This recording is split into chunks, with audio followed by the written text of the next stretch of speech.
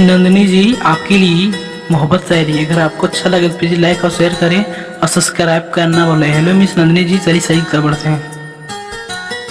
दर्द का एहसास जानना है तो प्यार करके देखो, दर्द का एहसास जानना है तो प्यार करके देखो, अपनी आंखों में किसी को उतार कर देखो।